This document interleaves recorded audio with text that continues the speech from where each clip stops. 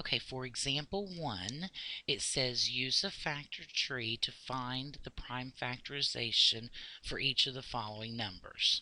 Alright, so our first one here is 504. So we're going to think of two things that multiply together to get 504. And we don't have to think of, big things. We can think of easy things to start with. For instance, since this is an even number, we know that 2 will automatically go into it.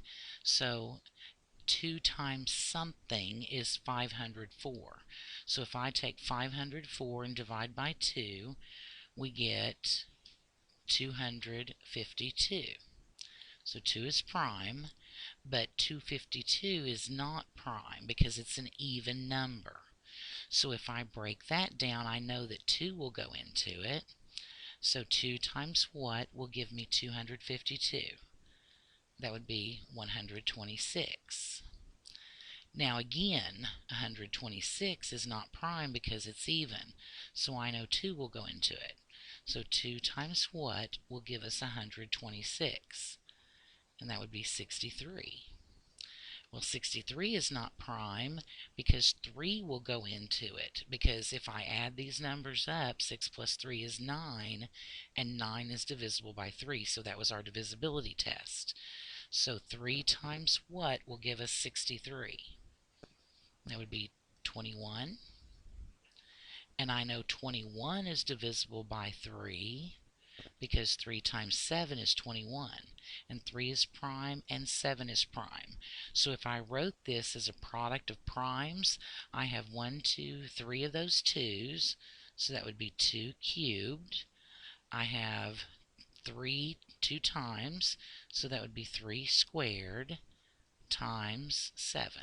So there's my prime factorization for 504. Okay, now what about 2,475? That sounds like it's much worse. But again, you just take it one step at a time. So knowing that this ends in 5, we know automatically that 5 times something is 2,475. So we just need to divide and find out that would be 495. Is that what y'all are getting? So 5 is prime. And again, 495 is divisible by 5. So 5 times 99. Okay. So 99, well, I know that just by knowing my multiplication tables, I know that 9 times 11 is 99. Well, 9 is not prime, but 11 is. 9 would actually be 3 times 3. And now we've completely factored it down. And going in order from smallest to largest, we would start with 3's, and since there are 2 of them, that would be 3 squared. And then we have 5 squared times 11. So that would be the prime factorization of 2,475.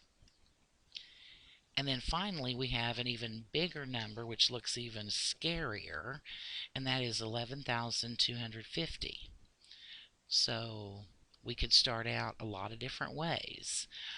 Since this ends in 0, I know that 10 will go into it evenly. So 10 times 1125, or 1125, I guess I should say it properly, would multiply together to get that. Now 10 is not a prime number, so 10 I could break down into 2 times 5, but now both of those are prime.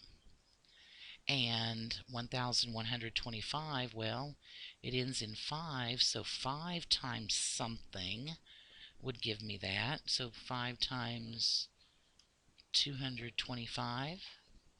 5 is prime, but I can break down 225. I know 5 will go into it. 5 times 45. So I need to break down 45. 45 again is divisible by 5. So 5 times 9. And 9 we can still break down further into 3 times 3. So the prime factorization of this number would be, well, we would have a 2, and then we have 2 of these 3's, so that would be 3 squared. And then we have 1, 2, 3, 4 of those 5's, so that would be 5 to the 4th power. So that would be our prime factorization.